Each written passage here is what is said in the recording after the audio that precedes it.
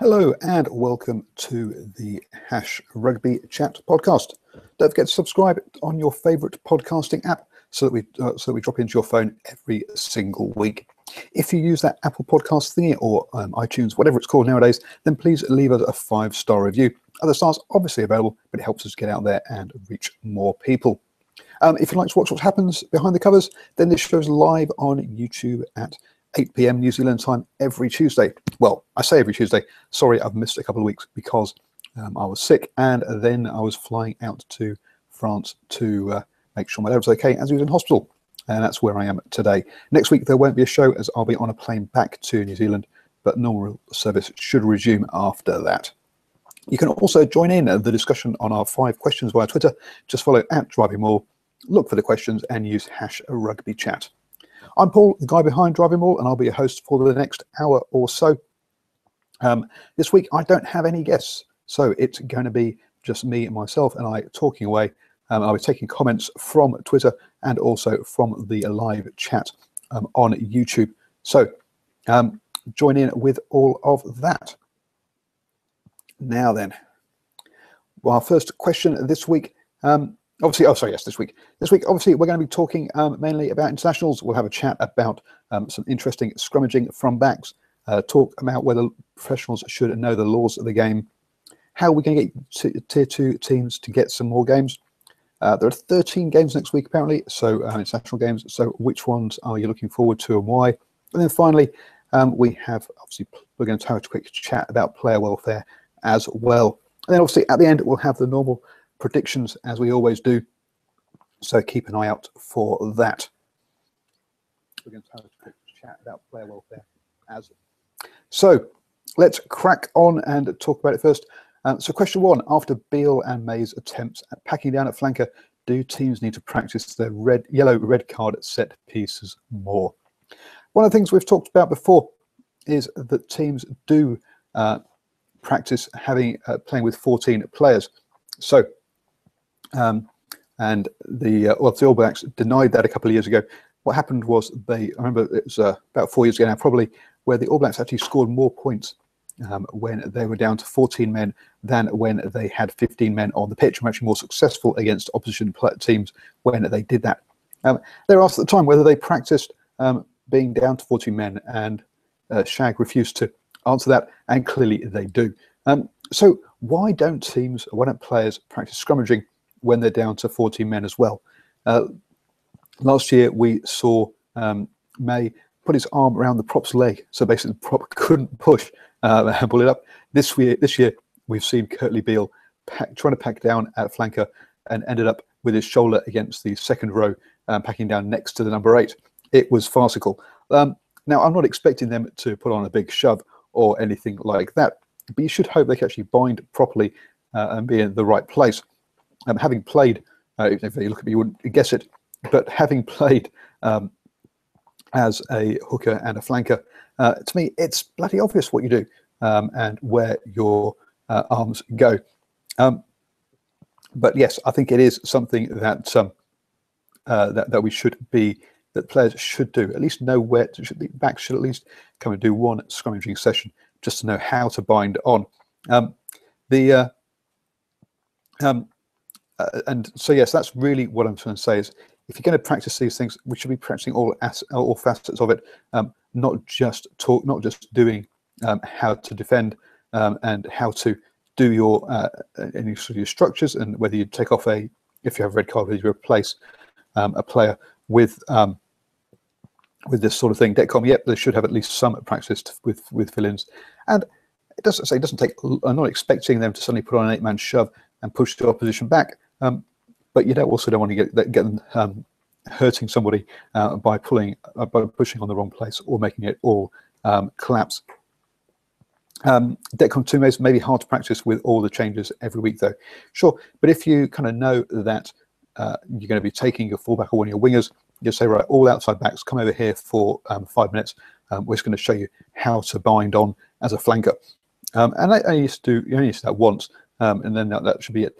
The other position that was kind of funny a couple of years ago was when the scrum half went off the pitch, and I can't remember who it was. I think it was for England anyway. That came up to play and do a put in at scrum time, and he put the ball straight down the middle of the scrum like you're supposed to, and the ball just sat there, and both hookers just looked at it, went, "What do we do now?" Now, obviously, with the new rules where hookers are supposed to strike, or at least the attacking team has to strike, that's at least both hookers now know how to strike, and it would have happened. But it was kind of amusing that the first time we actually saw a proper put in into a scrum was when the official hookers were off the pitch. So again, maybe your backup hooker, the official scrum half was off the pitch. Maybe we need to have a backup scrum half should also have a quick go at putting in at the lineup as well. So putting in at the scrum as well. So yeah, there are other parts of when players get put into these positions, it can be pretty amusing.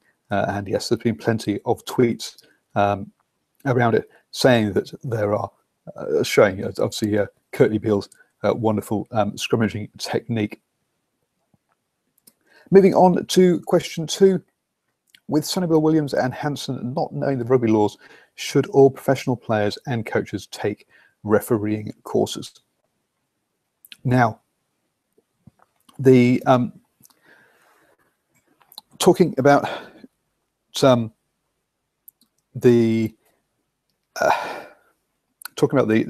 obviously Sonny Williams has taken a lot of flack in social media, especially for doing a very rugby league thing and knocking the ball out of play, giving up not only picking up a yellow card, but also giving up a penalty try as well.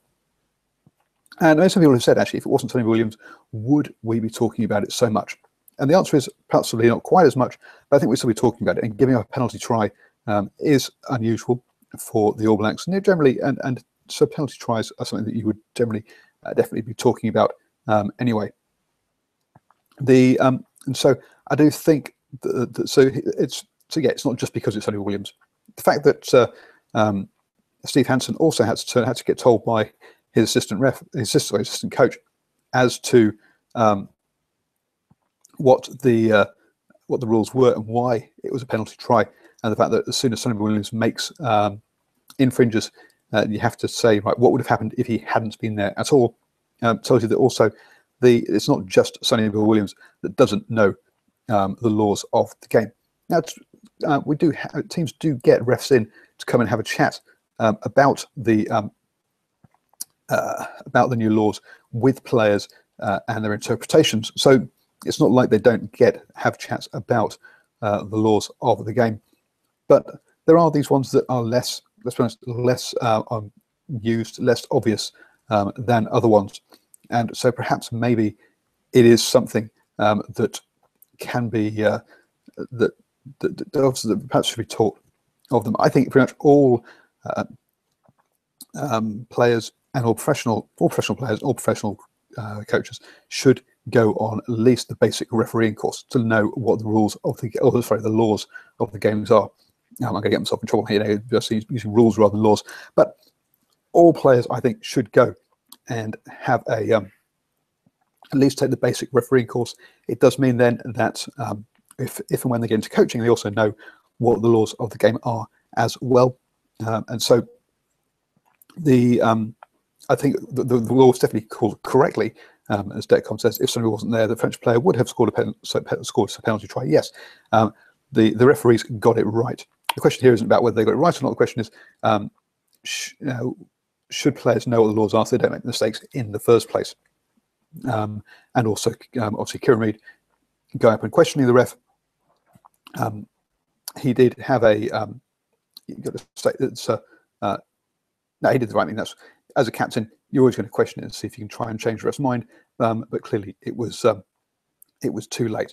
And it was also the incorrect thing to do as well, because it was a correct law. But yeah, I do think that all players should. Someone did say that it didn't help when some Australian players did this a few years ago, and yeah, Iron Lung Prime didn't help when certain Wallabies took their ref's course. Just made them feel more entitled to be critical of the ref on the day. Now, that's another matter entirely, is around players being allowed to talk or how they talk to the referees. I think too many players are allowed to talk to referees at the moment. It should just be the captain. Everyone else should be told to shut up, especially scrum halves. I remember listening to one of the England players talk about the 2003 squad and how Dawson, I think, was the guy who was supposed to manage the ref, because they knew that Martin Johnson was not good at doing that. And so that delegated to somebody else. And Martin Johnson basically only talked when it sort of had to be the official captain talking to the referee. I think you just should have cut that all out and make it just the captain, full stop. But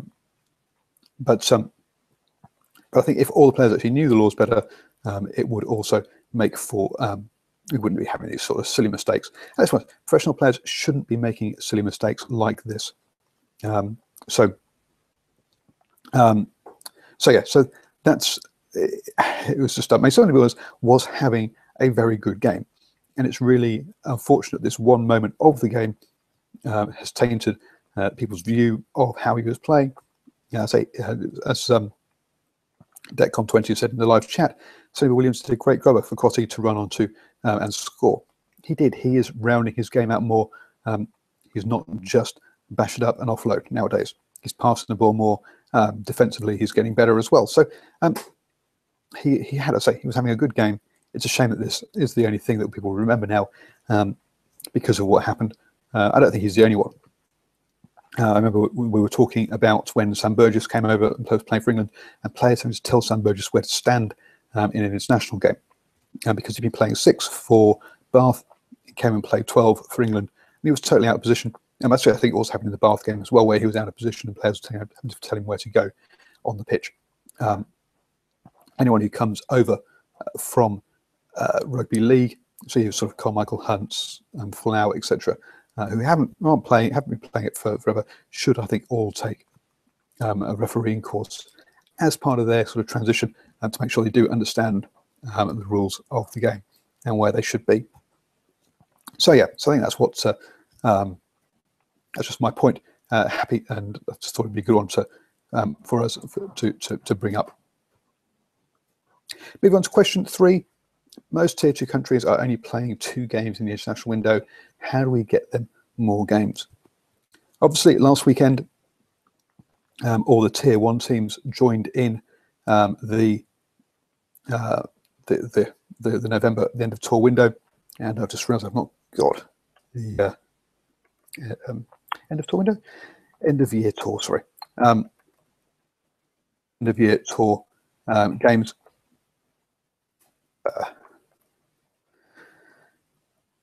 Last weekend, the only tier 2 games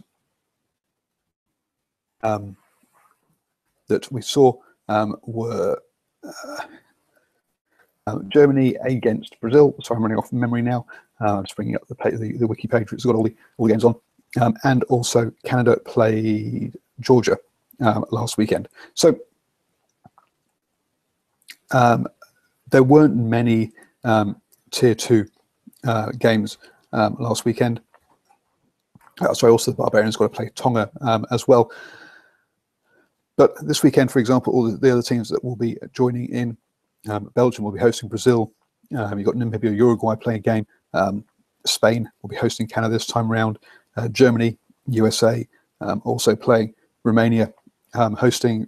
Samoa playing a game. So you've got a lot more tier 2 teams playing this weekend. They're all playing again next weekend as well. In fact, they're joined by Chile as well. So there are more games. So there's a lot more tier 2 teams that could be playing and should be playing, really, but they're not playing next weekend. Now I do wonder how much this has got to come down. How much comes down to them being amateur players and how much time they can take off, and whether they can actually play.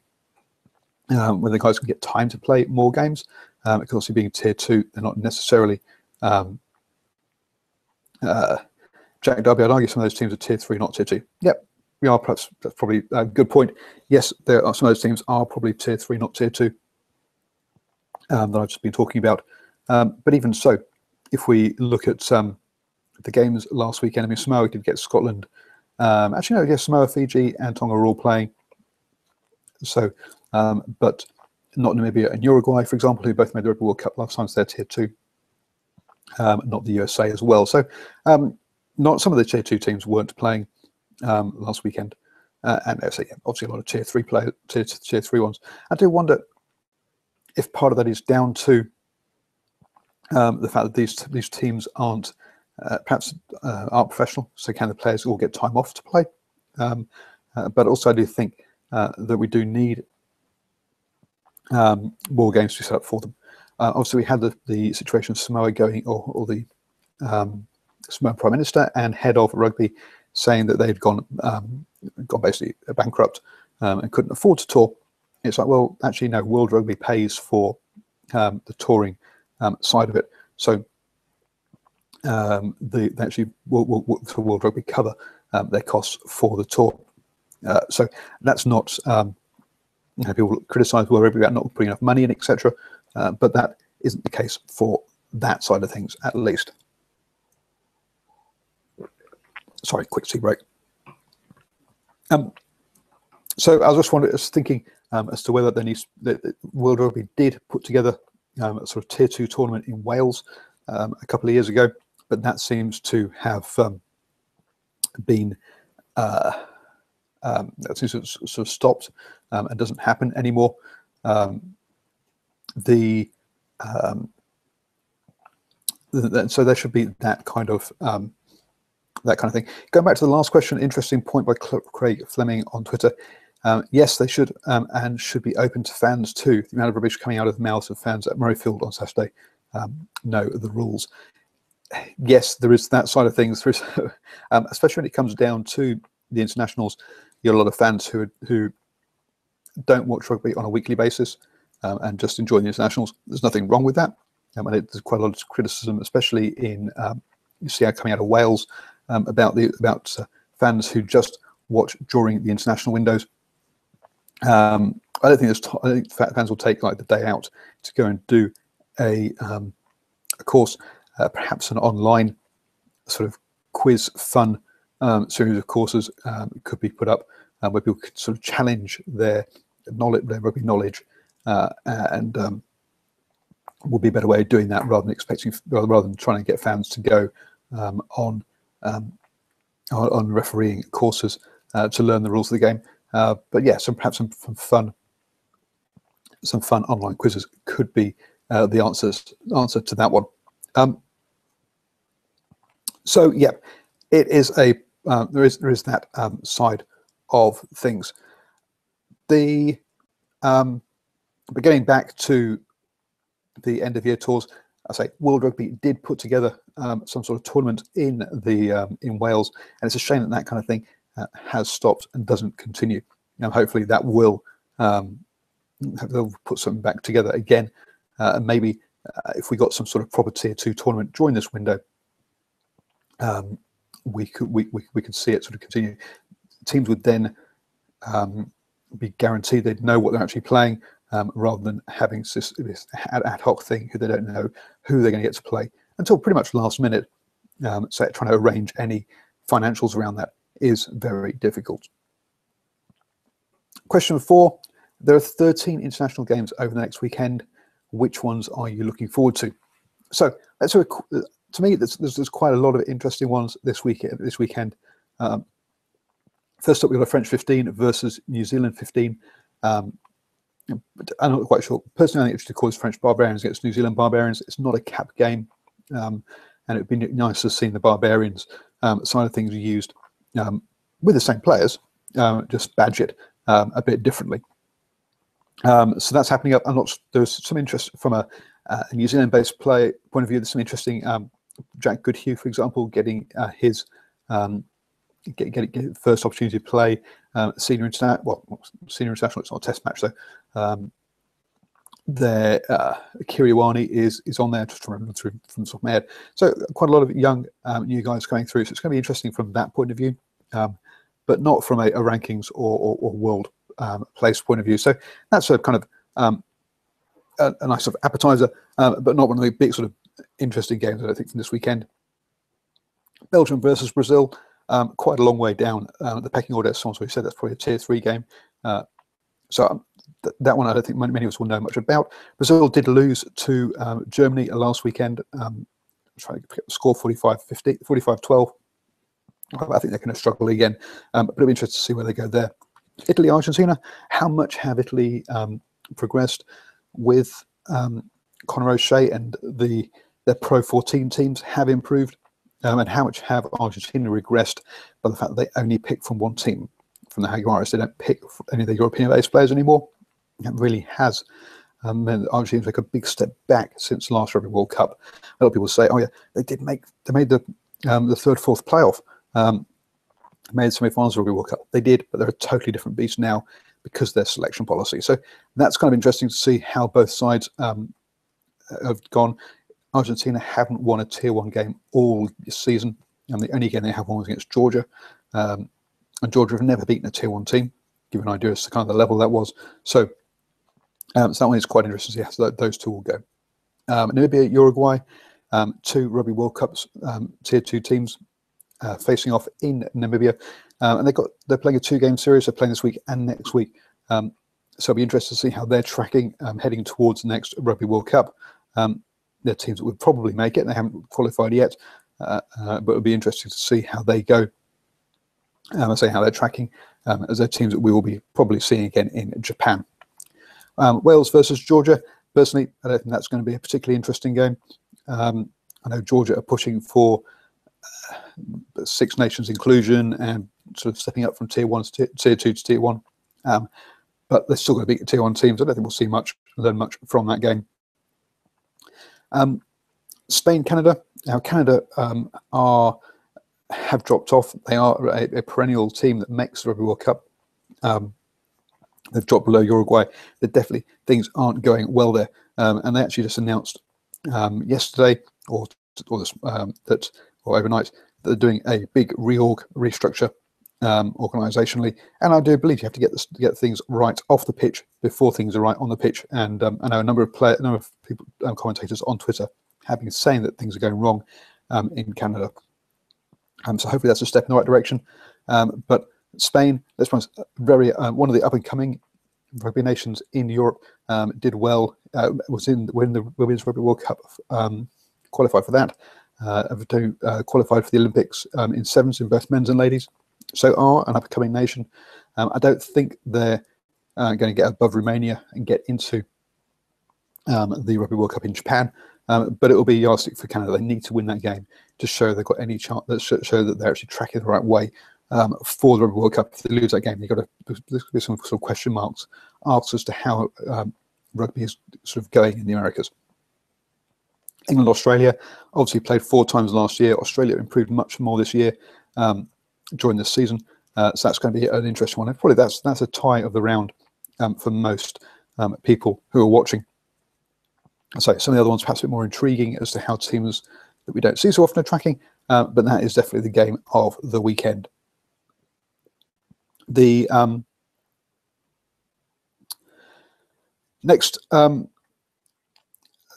up, we've got Germany versus the United States. As I say, Germany, another one who's up-and-coming rugby nations. Let's talk about them trying to get a team into the Pro 14, for example. And they beat Brazil last weekend. Brazil, they should do. Against the United States, who have already qualified for the World Cup. That'll be a good yardstick for them. They are challenging Romania and Russia to go to the Rugby World Cup. So that'll be interesting to see how they rate against another Tier 2 team that make it to the Rugby World Cup. Romania versus Samoa. Again, 2 teams that are still trying to qualify for the Rugby World Cup, so that's kind of a good yardstick for those 2. Japan playing Tonga in Toulouse. I'm not sure we're going to learn that much from this one. Both these sides have qualified for the World Cup, so again, how are they tracking? But apart from that, I don't think we're going to see there's much there. Scotland versus the All Blacks. They haven't beaten the All Blacks ever. But we'll definitely see whether they can step up from last weekend's game. Scotland definitely on the rise. Again, against with the gap between these 2 teams, I'm not sure we'll learn that much from this one. Ireland, Fiji, another one where we'll probably just see some fringe. We'll learn to see some fringe island players, but that's pretty much it. And then we finish off with France versus South Africa. This is another one of the big ties. France obviously went to South Africa in the summer and lost all 3 of their test matches. The French Barbarians also lost their 2 games as well. So a title whitewash in June. But that also comes along with the fact that the top 14 is still continuing then. They don't have access to all their players for the full tour.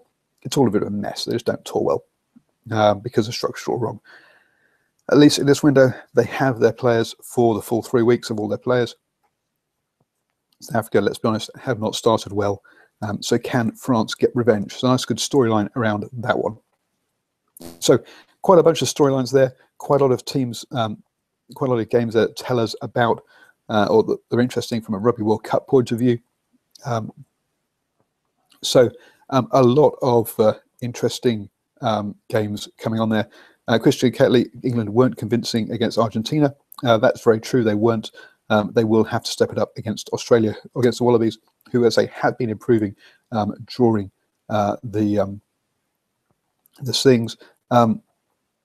Who have Italy beaten recently? Haven't seen them at all.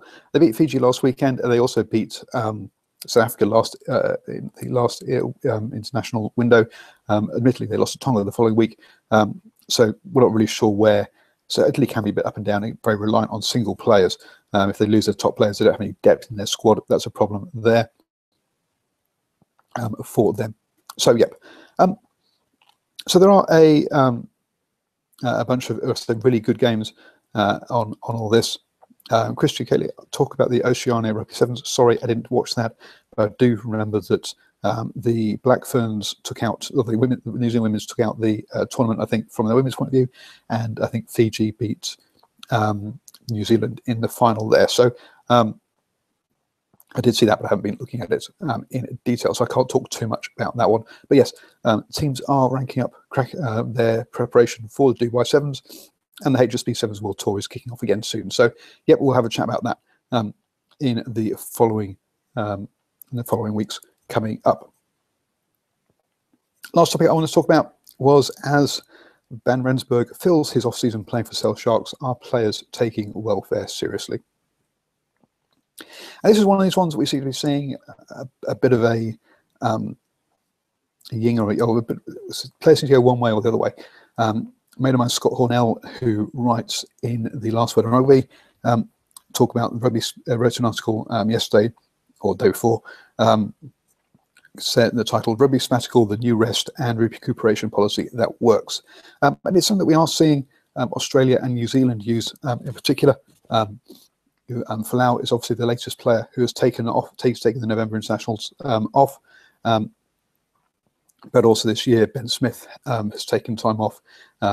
You've got Pocock, who's still waiting to come back from his 12 months off, and obviously there have been very historically very sort of famous players like Richard McCaw, Dan Carter, who have taken sabbaticals as well. So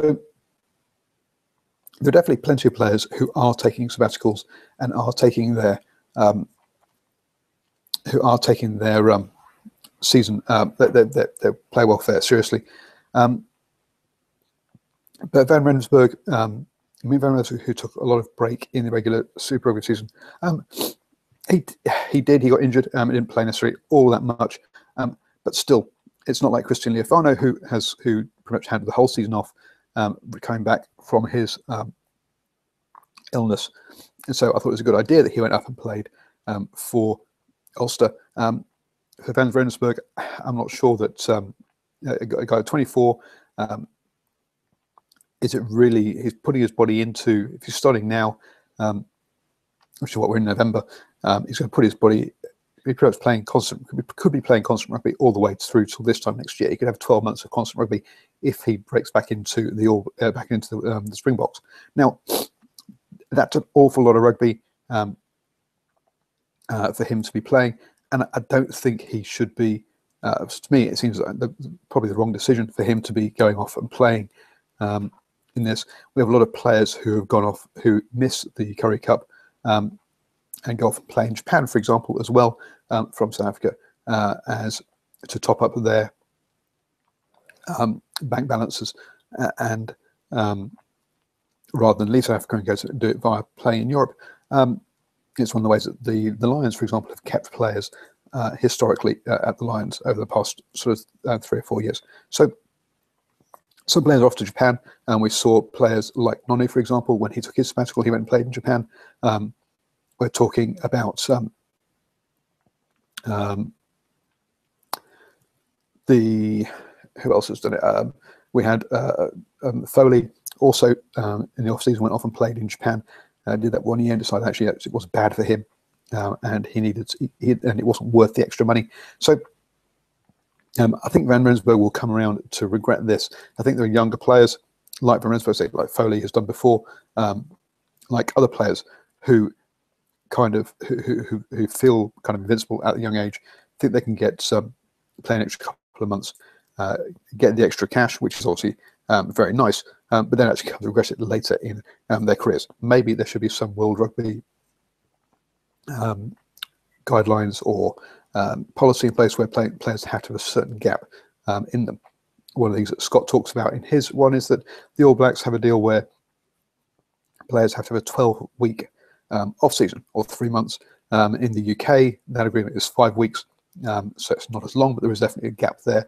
I'm not sure the other countries. Ireland is very good at looking after its players and on a one-to-one basis. I don't think they've got it, but I don't think they've got a set window. Wales is getting better at it. They have to have.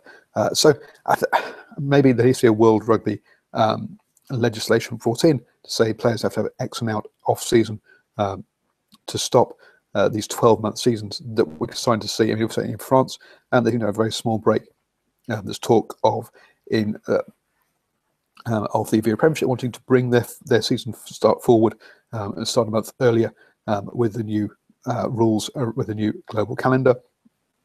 So there are a lot of players who I think, a lot of moves by leagues anyway to try and get this lengthening. Perhaps we need somebody needs to step in and look after the players, because they don't necessarily always look after themselves.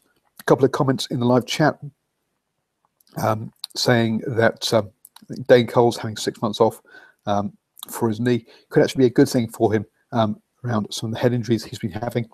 Very true. That break could actually be a blessing in disguise.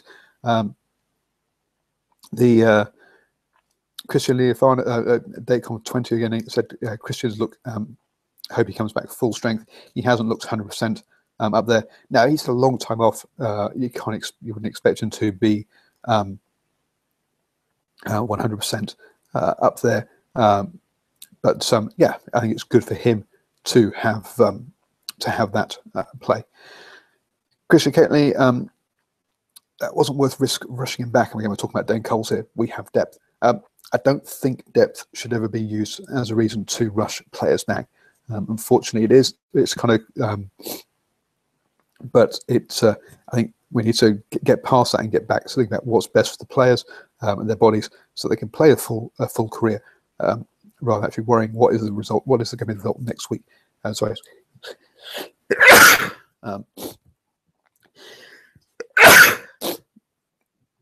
Oh dear. Sorry. Hopefully that wasn't too loud down at the microphone. I think we need to change the conversation away from do we have the depth we can afford to rest a player to the fact that players have to have that rest and need the rest. So we're talking about the players themselves. So yeah, that's what one of the things. A couple of comments actually. On Twitter, Barry John, the laws are open to fans. I've got a copy of the laws on his tablet. They are, but there's an awful long read to go through in there. And also, yeah, comment the rugby calendar is just busy. Can't believe Wales squeezing 4 games of the Autumn Internationals. And then we have a lot of tier 2 teams who but a lot of teams can't. But the thing about that one is they can fit it in because they have the players, the release of players, and Australia, also South Africa, also centrally contract their players. So South Africa, South Africa, Australia, and New Zealand, because they central contract their players, they can have those games with some of the Northern Hemispheres out of the window. Other players can't, unfortunately. But yes. That I think is still a bit of a flute. Sorry about that. So yeah, hang on. There a nose break.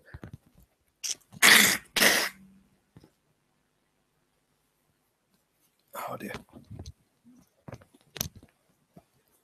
Okay, right, back again. So that's the questions this week. A bit of a quick one, as it's just me talking on my own. So let's quickly run through the predictions for this coming up weekend. I've given you an idea as to where I think some of the tier 2 games are going to go. So let's just talk about the tier 1 ones. First up, France versus New Zealand. The 15s, the second tier tides. That's happening tonight. So you've probably already know the result by the time you listen to this. If you're listening to the recording, I think New Zealand win on by 3, but it's a bit of a guesswork, let's be honest, because they're both picking experimental sides in that one. Italy, then Argentina. I think this is probably the hardest one to call this week. Argentina, obviously, historically you'd think would win this, but they haven't won a tier 1 game all season, only beaten Georgia, as I said earlier. Italy are on the up. Conor O'Shea has got the Pro 14 teams playing better. They did beat Fiji last weekend, which I thought they might not do. So actually I'm going to back Italy to win by 3. Wales v Georgia, comfortable home win. Wales by 15. Georgia just never beaten a tier 1 team, and now they get a lot of press about being an up-and-coming side. I still think they've got a long way to go. England v Australia. This is the time of the round, as we've said. I'm going to back England by 5, but they do need to step it up much from their last weekend. They were a bit rusty against Argentina. Australia most definitely are not rusty. They are playing very well. So that should be, I say, the one to watch this weekend. Scotland versus New Zealand. I'm going for New Zealand by 10. I expect New Zealand to rotate their players. Even though this is probably their hardest game of the tour. Historically, Scotland have rested players against Scotland. Scotland are on the up, but I think, yeah, this would be a step too far for them, a bit too early for them to beat New Zealand. Ireland, Fiji. Ireland will use this to rotate their players. Good win against Africa last weekend, and a comfortable home win. So Ireland by 15. If Fiji had got that morale boost against Italy, then maybe a bit closer. But I think, yeah, that's going to be one of the bigger gaps. And then finally, France, South Africa. I'm going to go against the run of games. Yes, South Africa have beaten France 3 times already this year, but I think France at home and the state that South Africa is in. South Africa, obviously, with their coach under fire, as always. But talk now of him actually getting fired at the end of this tour. I think they're in a bit of a mess, and I'm backing France to win that one by 7. Always up for a very good always up for a rugby chat. Thank you all for joining me on the live chat.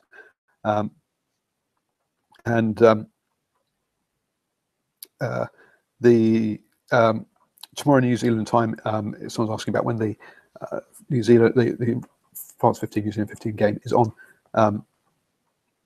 So yeah, that's in about 12 hours time or so. So no, it's not on just now for those watching live. So thank you everyone for watching.